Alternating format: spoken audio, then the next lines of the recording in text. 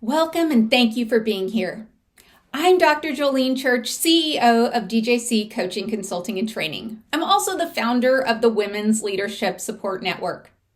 I am absolutely thrilled to bring you this free leadership training series designed to empower and equip women around the world with the tools, confidence, and strategies to lead with impact. This series was born out of necessity. When the federal government eliminated women's leadership training programs, we knew we couldn't just stand by and let progress be erased. Instead, we took action. We created this space to ensure that leadership development remains accessible, because leadership isn't about privilege, it's about potential. Throughout this 12-part series, we'll cover key leadership topics, everything from overcoming bias and imposter syndrome to mastering executive presence and building a powerful leadership brand. But more than that, we're creating a movement, a network of women supporting women, lifting each other up and ensuring that no one has to rise alone. If you find this training valuable, I encourage you to subscribe to this channel and like this video so more women can discover and benefit from these resources. And if you're interested to bring this training into your organization, all of the training materials are available absolutely free of charge, because leadership development should be accessible to everyone. And at the end of this video, you'll find a QR code to join the Women's Leadership Support Network, a space where you can connect with mentors, ask questions, and find the support you need to keep moving forward. This is more than just leadership training. This is about changing the narrative, breaking barriers, and ensuring that the next generation of women leaders have the tools to thrive.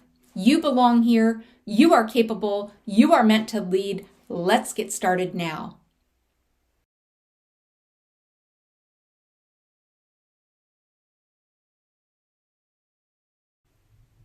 Welcome. We are so glad you are here. This training is a part of the Women's Leadership Series, and it's designed to equip you with the knowledge, tools, and confidence that you need to lead with clarity, empathy, and purpose, regardless of where you are in your leadership journey. Whether you're just stepping into a leadership role for the first time, have years of experience, or are exploring how to lead more intentionally in your current role, this session's for you. Because emotional intelligence, which is referred to as EQ, is one of the most important yet underestimated skills in today's workplace. It's the foundation of how we communicate and how we collaborate and how we influence. And it's especially powerful for women who often navigate a unique set of expectations and pressures in professional environments. So throughout this training, we're going to explore how emotional intelligence enables us to manage stress, connect with others more effectively, and lead with compassion and authority. For women, EQ is not just a professional asset. It's a tool for navigating bias, challenging assumptions, and showing up fully as the leader you are. And for our male allies that are joining us, thank you. Your engagement in this work is critical. Emotional intelligence isn't just a woman's topic, it's a leadership imperative.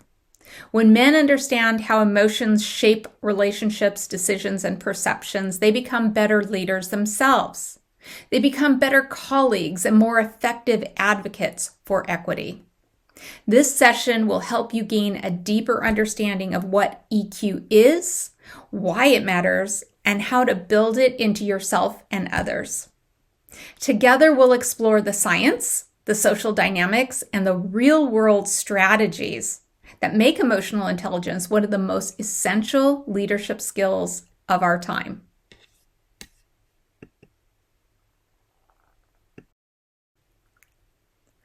Now, by the end of this training, you'll have a deeper understanding of what emotional intelligence, or EQ, is and why it matters for leadership, particularly for women navigating complex workplace dynamics.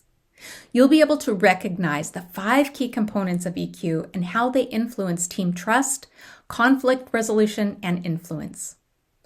We'll reflect on how social norms and leadership expectations, as well as bias, intersect with EQ development, especially for women and underrepresented groups.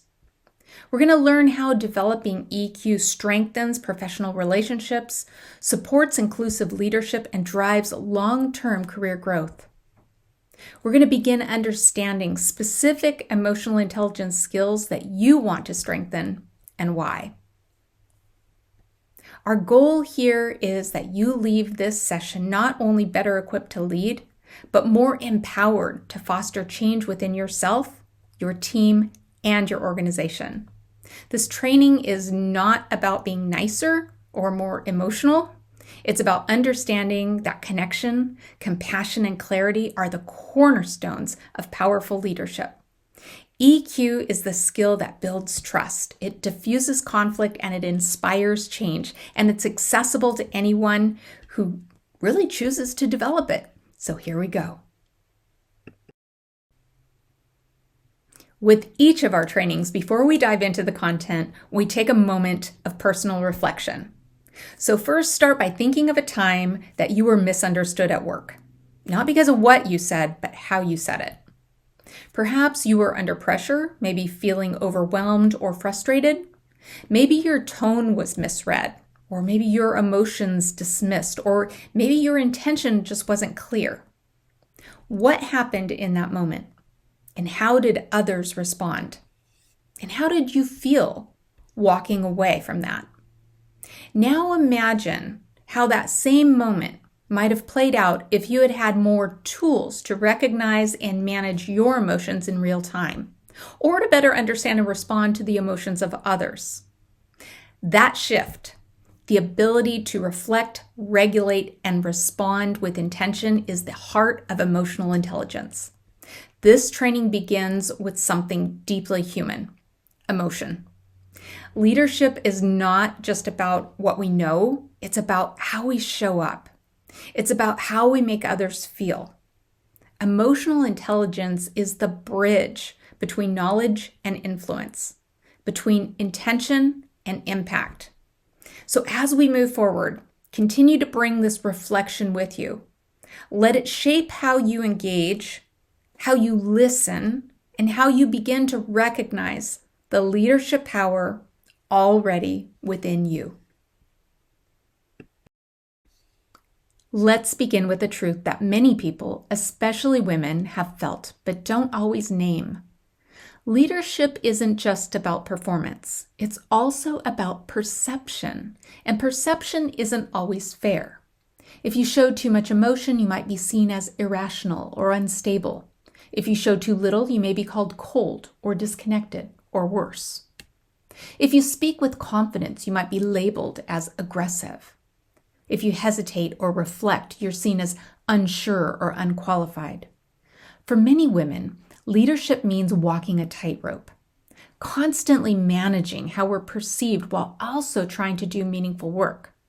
That is not only exhausting, it's distracting, and it takes our focus away from leading, collaborating, and creating impact. And it also limits our ability to fully show up as ourselves. This is where emotional intelligence becomes not just helpful, but transformational. Emotional intelligence is often dismissed as a soft skill, but in reality, it's one of the most powerful and predictive capabilities of effective leadership. It shapes how we manage stress, make decisions, resolve conflict, build relationships, and earn trust. It also helps us navigate complexity, something women and underrepresented leaders often experience daily. EQ allows us to recognize what we're feeling, regulate our reactions, and understand the emotions of those around us, and respond with clarity and confidence. And in this training, this isn't just for women, because for our male leaders and colleagues, developing emotional intelligence is one of the most effective ways to become an inclusive and trusted leader. It gives you the tools to recognize your own patterns, build stronger relationships, and lead diverse teams with authenticity. It also helps you recognize and challenge bias in real time. Emotional intelligence is not about being emotional. It's about being aware. It's about being intentional. It's about knowing how to connect with yourself and others in ways that drive trust, belonging, and impact. That's why this matters, now more than ever. What is emotional intelligence? At its core, emotional intelligence is the ability to recognize, understand, and manage emotions, both your own and those of others. There are 3 key elements that form the foundation of EQ. First, it's about recognizing and understanding your own emotional state, being aware of how you're feeling in the moment and why. Second, it involves managing those emotions in healthy, intentional ways. That means not letting frustration drive your response or letting anxiety keep you silent. And third, it's about tuning into others, recognizing their emotional cues, showing empathy, and using that insight to guide how you interact and lead. In the workplace, EQ shows up in how we respond to pressure, how we give and receive feedback, how we navigate disagreement, and how we build relationships. It affects our tone in meetings, our ability to manage conflict, and our influence as leaders. Leaders with high emotional intelligence are more likely to communicate with clarity, resolve conflict with integrity, motivate and inspire their teams, and build trust across differences. And it's important here to emphasize that this isn't about changing who you are. Emotional intelligence isn't about hiding emotion or becoming someone you're not. It's about having the awareness and the tools to lead with intention, not just reaction. To stay grounded in your values, even when the pressure is high, and to bring out the best in others, not by managing them, but by truly connecting with them. You don't need to be the loudest voice in the room to be a powerful leader. You need to be the most aware, the most consistent, and the most connected. That's the power of emotional intelligence. To understand emotional intelligence more deeply, we can look at the 5 competencies identified by psychologist Daniel Goldman. These components give us a clear framework for developing EQ in practical, everyday ways. These 5 components, self-awareness, self-regulation, motivation, empathy, and social skills, form the foundation of an emotionally intelligent leader. And the good news? These are not just traits that you have or don't have. They're skills, and like any skill, they can be learned and practiced and strengthened over time. Let's walk through each one. Let's start with self-awareness, because this is the foundation of all emotional intelligence. Without it, the other components, self-regulation, empathy, social skills, motivation, don't have a strong place to stand. At its core, self-awareness is your ability to tune into your own emotions in real time. It's about recognizing what you're feeling, understanding where that feeling's coming from, and being able to name it without judgment. This might sound simple, but in the fast pace of the workplace, we often bypass this step. We move from emotion straight into reaction. We speak quickly when we're threatened. We go silent when we feel dismissed. We might even project frustration onto someone else because we don't even realize that our emotion has more to do with something deeper, like fear or insecurity or a lack of control. Building self-awareness means slowing down just enough to ask, what am I feeling right now? What triggered this? How might this emotion be influencing my behavior or the way I'm interpreting others? For example, maybe you find yourself getting defensive in meetings when your ideas are questioned. A self-aware leader might notice that the defensiveness is actually tied to a past experience. Perhaps you were overlooked or dismissed or told your voice didn't matter. That insight changes everything because it allows you to respond with curiosity instead of defensiveness. It gives you the space to choose a different approach. This is especially critical for women in leadership who are often held to higher standards around emotional expression. A moment of frustration can be misinterpreted as being too sensitive. A calm but firm tone may be called cold or unapproachable. Self-awareness allows us to navigate these judgments without internalizing them, and it helps us lead from our own center, not someone else's expectations. And self-awareness isn't just about your emotions, it's also about your impact. It's the ability to ask, how do others experience me? How do I show up in the room? Am I creating the kind of environment I want to lead? Self-awareness is the starting point of intentional leadership.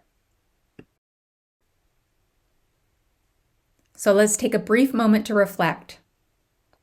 Think about a recent moment of stress. What emotion came up for you? Were you able to name it?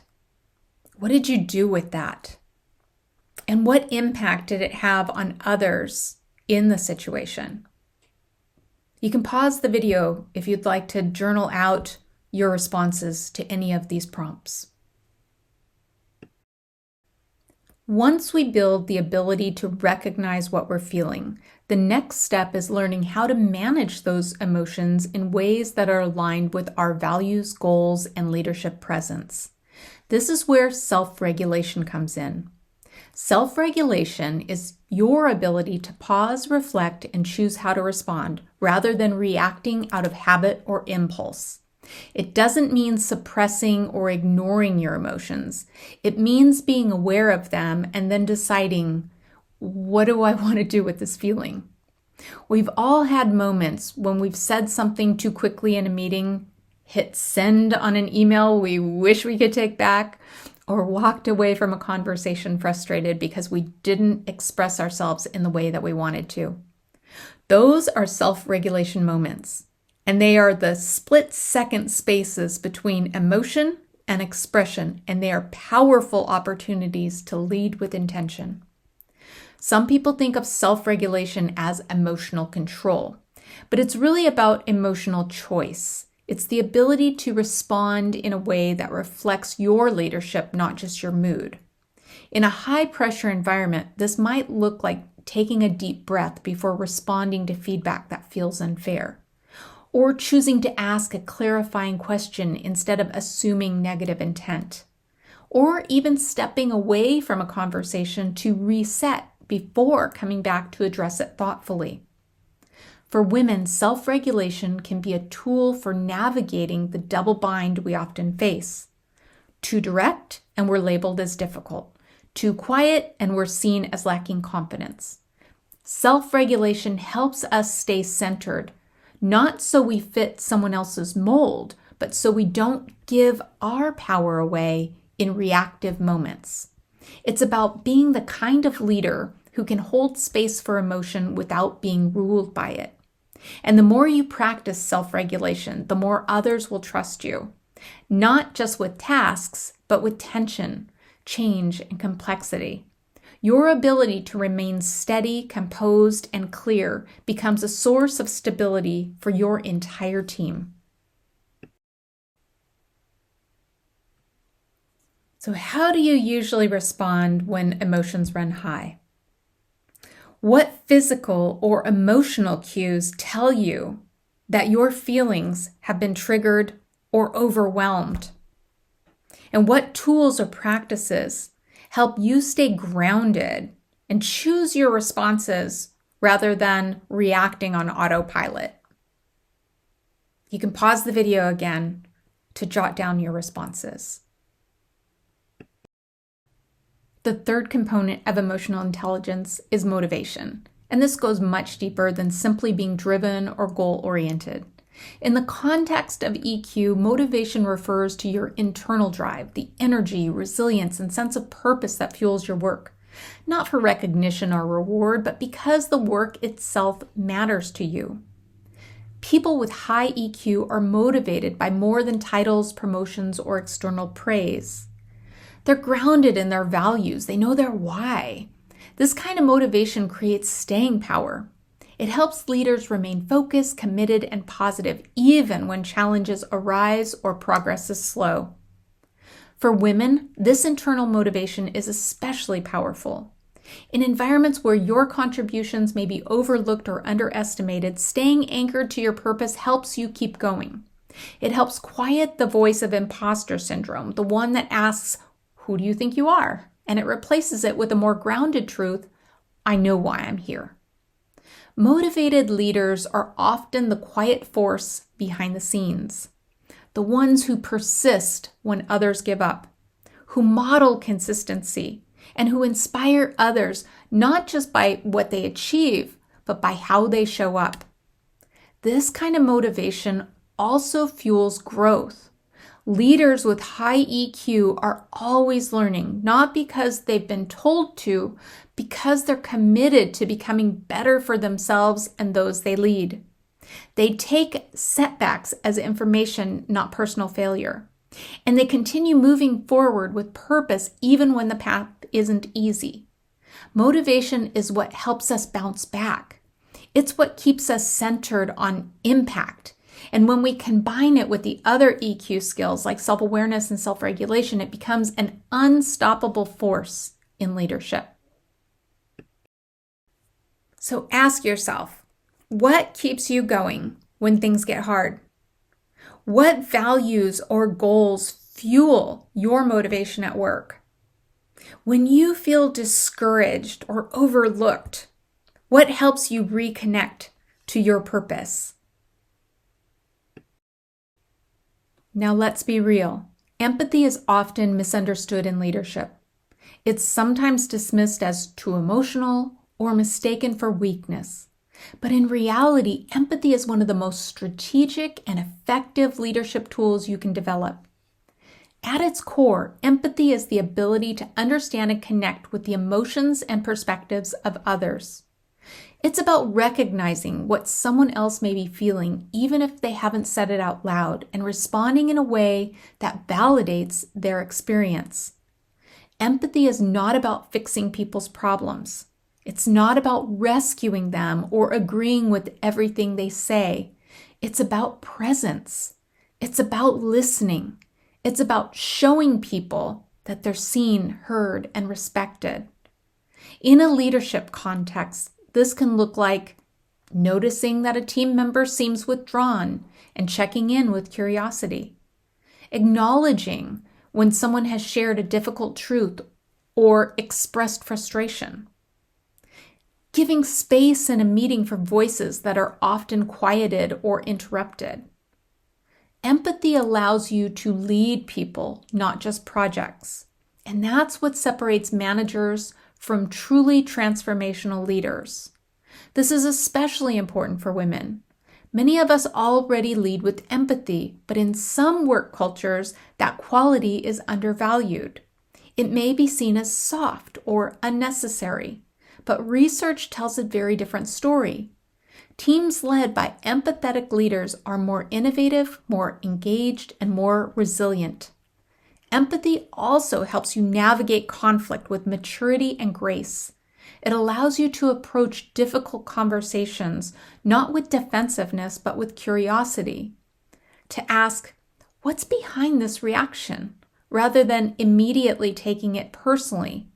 And when empathy is a part of your leadership style, it becomes a model for others. You create a culture where people feel psychologically safe, where they know they can be honest and that their humanity isn't a liability, but a strength. Empathy doesn't make you less of a leader. It makes you the kind of leader that people want to follow. Now, I'm going to have you think of someone on your team or in your life who is currently struggling or feeling disconnected. What might empathy look like in supporting them right now?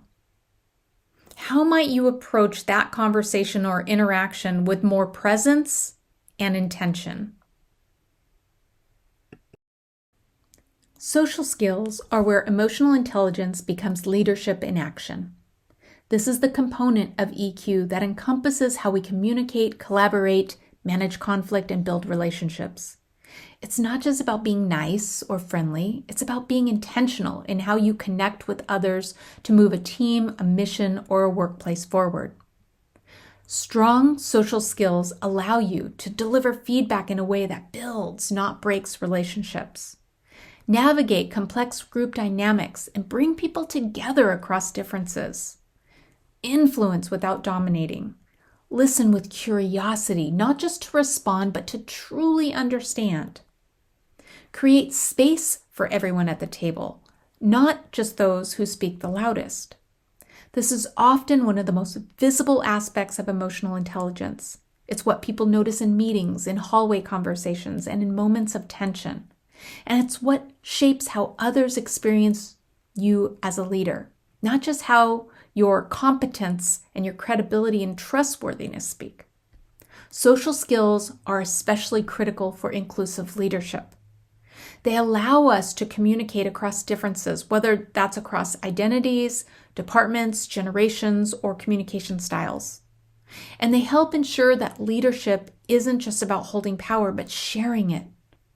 For women leaders, social skills can be both a natural strength and a double-edged sword. Many women are expected to be relational, to be the peacemakers or the glue that holds the teams together. And while those skills are deeply valuable, they must be recognized as leadership competencies, not just personality traits. When we build emotional intelligence through strong social skills, we stop shrinking to maintain harmony. Instead, we learn to navigate conflict with clarity, speak truth with compassion, and lead with a presence that both commands respect and fosters connection. And here's the good news. Social skills are learnable. Whether it's giving tough feedback, advocating for yourself in a meeting, or building trust with someone who sees the world differently.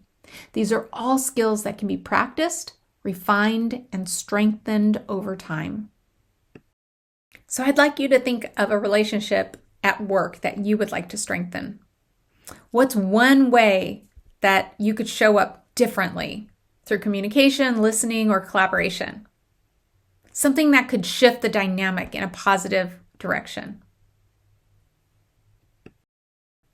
Now that we've explored the 5 core components of emotional intelligence, let's talk about how these skills intersect with something many women experience daily, often without naming it: emotional double standards in the workplace.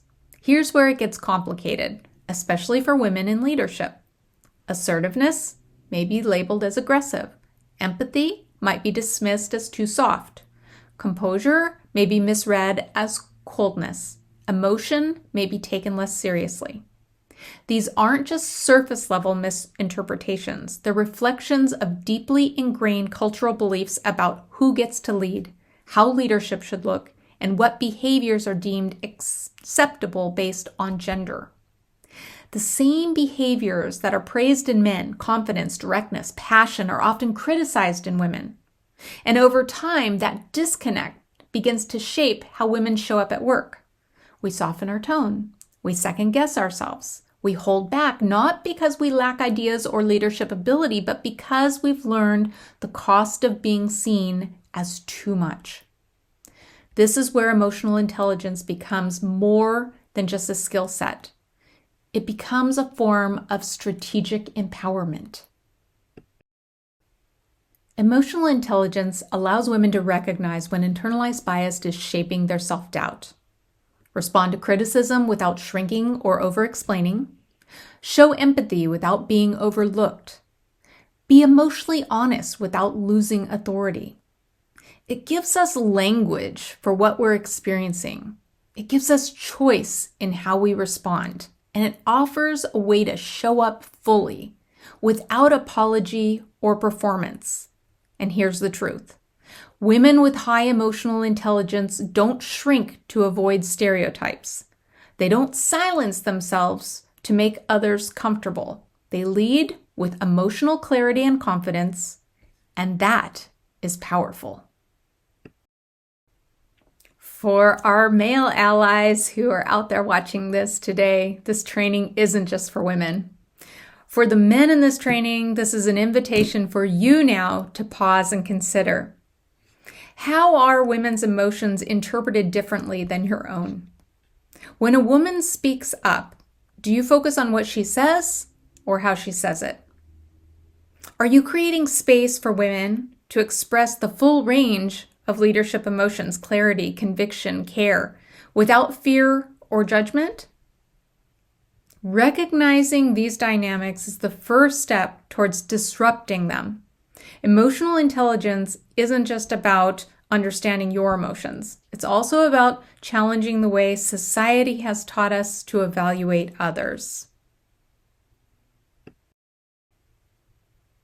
Now, I'm going to have you think about a time you held back from expressing something at work out of fear of being judged.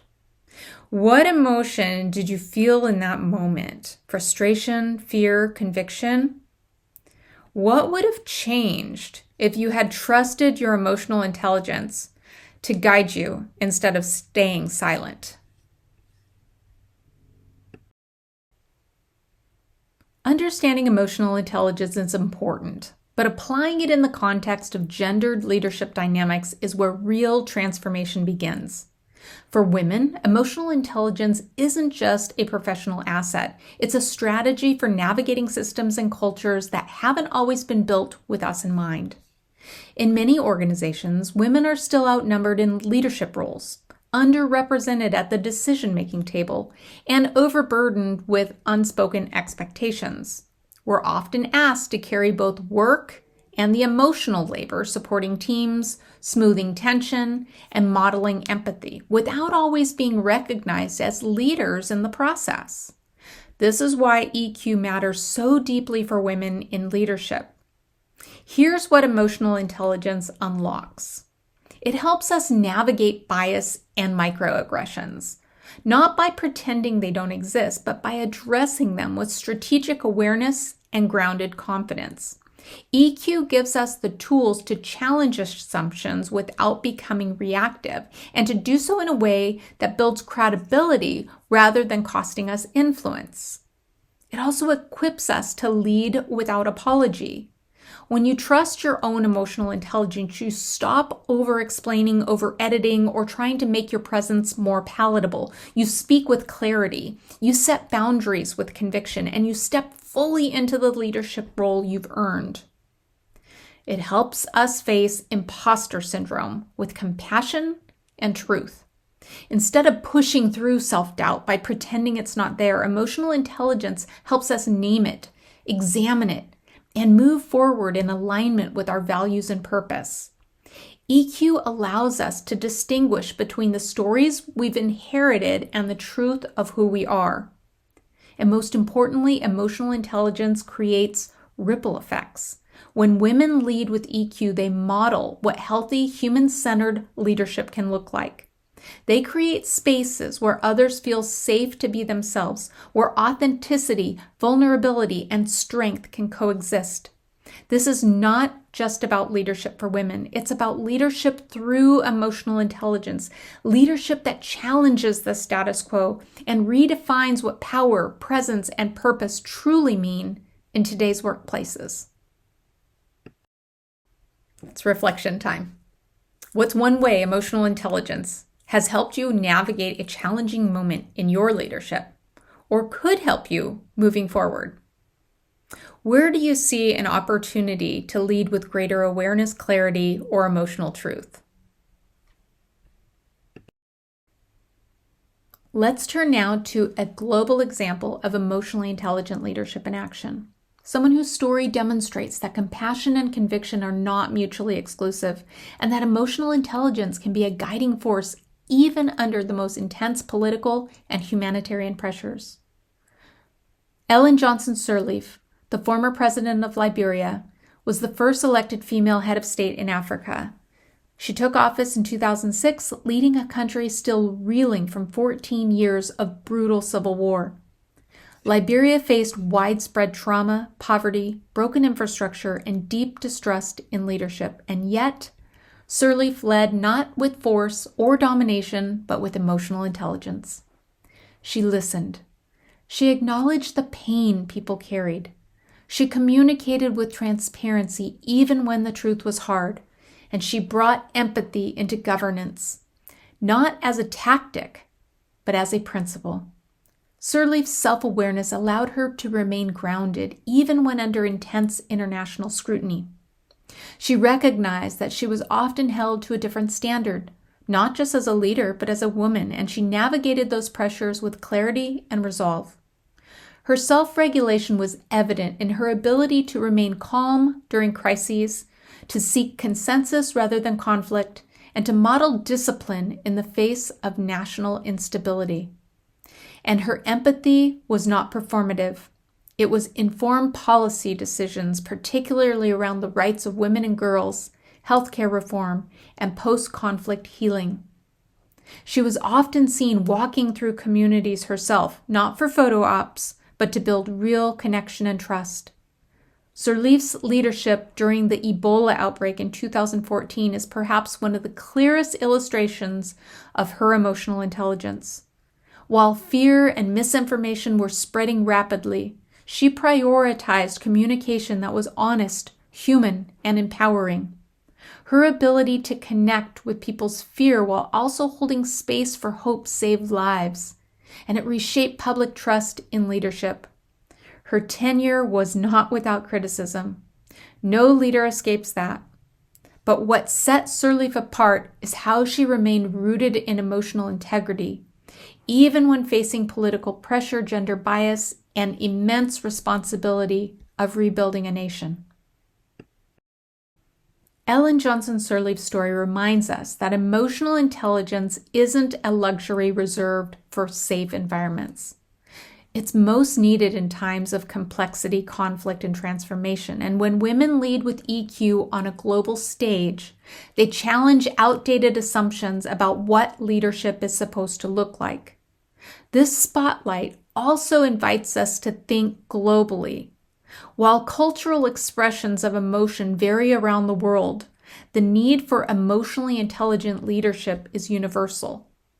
Sirleaf modeled empathy without being dismissed, strength without posturing, truth-telling without emotional detachment. That's the power of emotional intelligence, and it's a power every leader can cultivate no matter where they are in the world.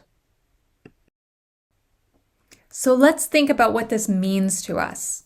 How did Ellen Johnson Sirleaf's leadership reflect emotional intelligence in action?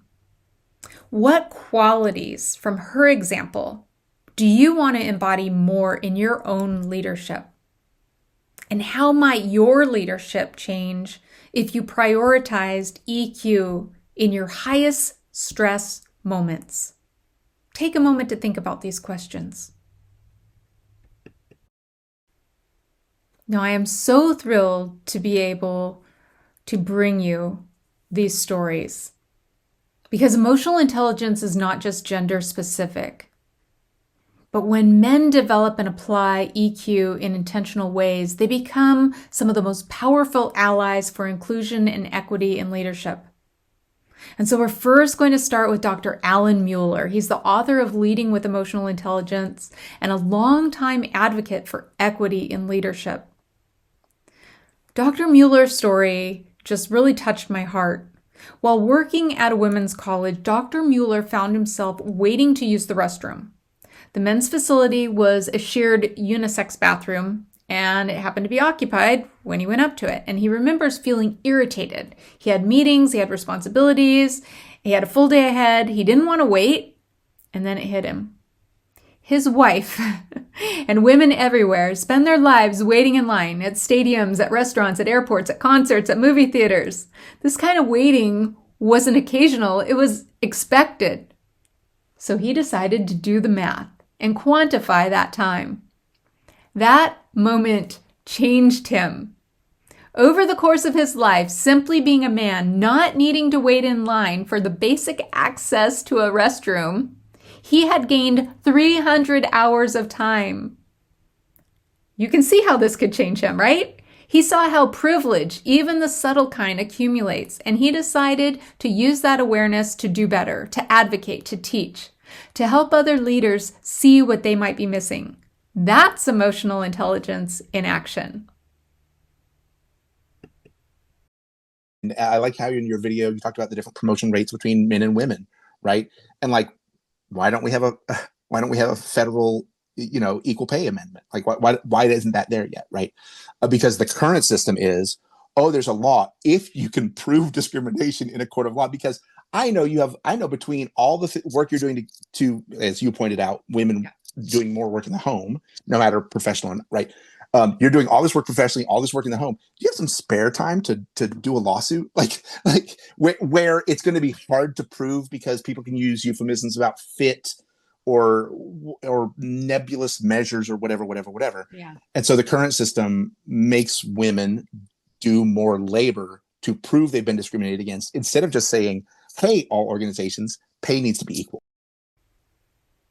Now let's look at another amazing leader, Rob Johnson. He's the city manager of the city of San Jacinto, California. And Rob believes that leading with emotional intelligence requires paying attention to more than what's on paper. He reminds us that equity cannot exist without context.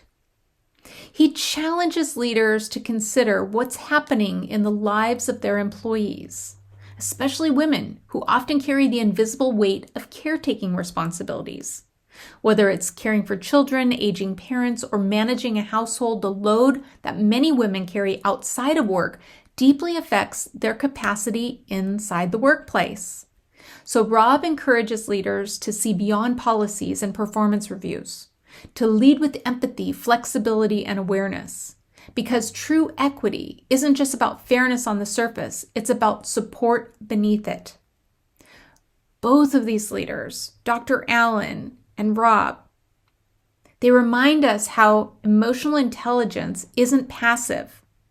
It's not just knowing how someone feels, it's choosing to act on that awareness. And when men bring that kind of EQ into leadership, it doesn't just benefit women, it benefits everyone. I think cultural expectation, I think that is something that we're either not aware of, we don't focus enough on, or we brush aside. I think all three of them are the wrong thing to do. Mm-hmm. I think that we need to look at what those are, and I think we need to understand that every single one of us has responsibilities away from work. And we have to figure out what those are, and we have to be understanding about them so that when there's a work disruption, that we're not running off and firing somebody or disciplining somebody, right? Things happen outside our work life. Yes, we spend the majority of our lives at work with each other. We spend more times with each other than we do with our own families. But we also have to recognize that I'm not just the city manager. I'm a husband, I'm a father, I'm a son-in-law. I have a lot of responsibilities back at home, and every single one of my employees, men and women, have that too. However, I do believe that women hold the brunt of a lot of things inside the household, culturally and expectation wise, and it's glossed over. What's one insight that you gained from hearing these perspectives? Although we might be stuck on the 300-hour thing, where might you begin to notice inequities that once felt invisible? And how might emotional intelligence help you respond with awareness and intention? As we bring this training to a close, let's revisit some of the most important takeaways from our time together. 1, emotional intelligence is not just a soft skill. It's a leadership essential. EQ is what allows us to communicate clearly, build trust, manage stress, and to lead with both strength and compassion. 2, there are 5 core competencies of EQ: self-awareness, self-regulation, motivation, empathy, social skills. Each of these is a skill that can be developed over time, and together they create a powerful foundation for inclusive and effective leadership. We can think of this as 2 sides: me and my awareness of myself and my emotions, and others, being able to pick up on social cues and being able to manage those relationships. 3, Women often face gendered expectations around emotion. Emotional intelligence offers tools to navigate bias, challenge stereotypes, and lead with authenticity rather than self-censorship. It gives us the power to name what we feel and choose how we respond. 4. EQ supports personal growth and systems change. When we lead with emotional intelligence, we don't just show up differently, we create space for others to do the same. We model what emotionally healthy leadership looks like. We foster belonging, and we raise the bar for what leadership can be. 5. Leadership starts from within. The more aware we are of ourselves, remember this is the foundation. This is our patterns, our values, our impact. The more effective we are in guiding others. Emotional intelligence is going to allow us to lead with clarity, resilience, and integrity, even in the most challenging environments. Emotional intelligence isn't about being perfect. It's about being present. It's about being intentional. And it's about being the kind of leader who listens, reflects, and leads with courage and care. Emotional intelligence is not something that we develop once and then we set it aside. It's a daily practice. It's a leadership mindset, a way of moving through the world with presence, awareness, and purpose. So here's your challenge. Choose one area of emotional intelligence to focus on this week, just one. Maybe it's pausing to check in with your own emotions before responding under stress. Maybe it's showing empathy to a colleague instead of jumping straight into problem-solving mode or judgment. Maybe it's speaking up in a moment where you would have normally stayed silent. Or maybe it's simply reflecting on your patterns and then beginning to rewrite them.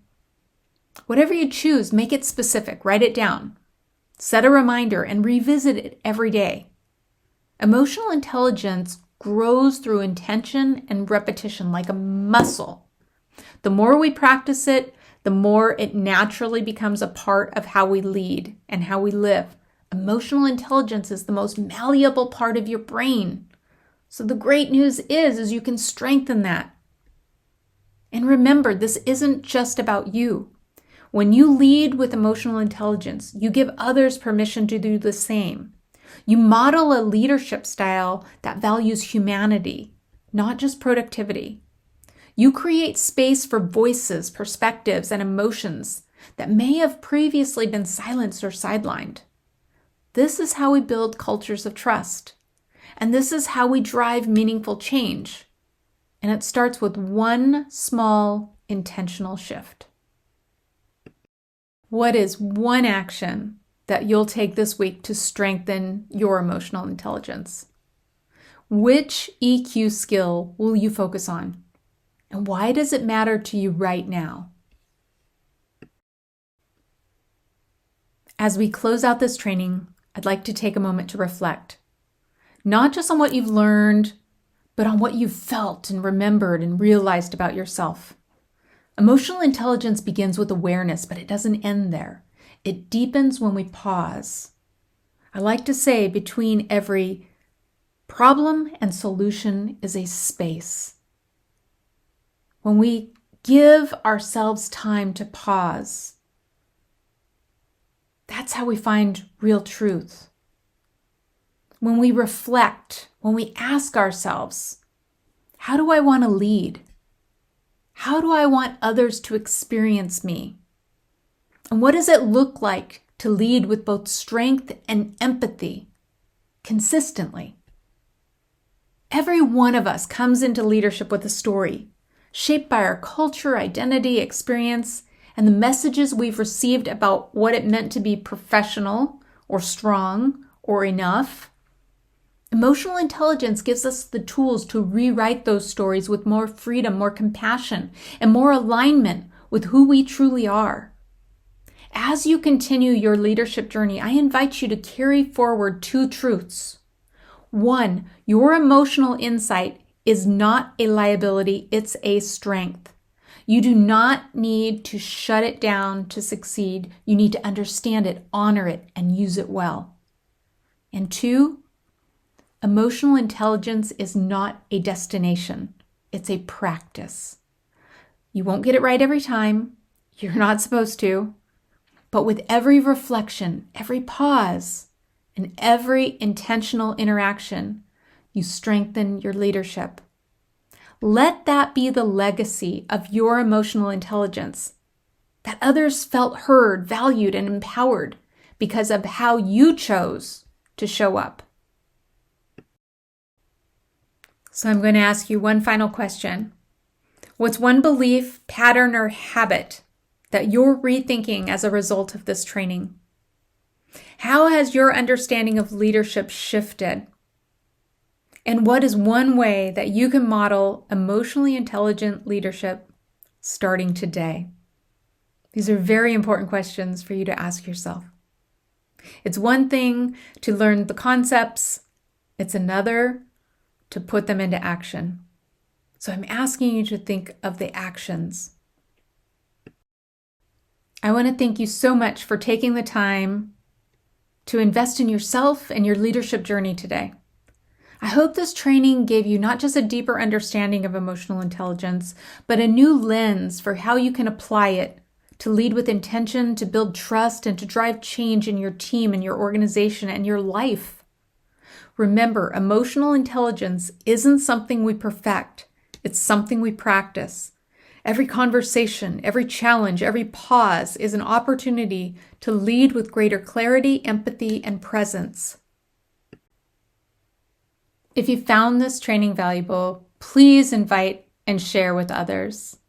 I also invite you, if you haven't subscribed to the YouTube channel already, please do so that you'll be the first to know when new trainings are released every 2 weeks, right here, designed to support and strengthen your leadership. If you're looking for community, connection, and real conversation, women are invited to join the Inner Circle Women's Leadership Support Network. It's a private group on LinkedIn where we share insights, uplift one another, discuss our unique challenges, and find both mentorship and solidarity. And for our male allies, you're also welcome. You can join the Public Women's Leadership Support Network group on LinkedIn, where we continue these conversations, share resources, and work together to create more inclusive leadership cultures. And of course, all of these groups are absolutely free. The QR code takes you directly to the group, and I want to thank you again for being part of this movement. You're a leader. You're seen. You're valued. So let's keep rising together.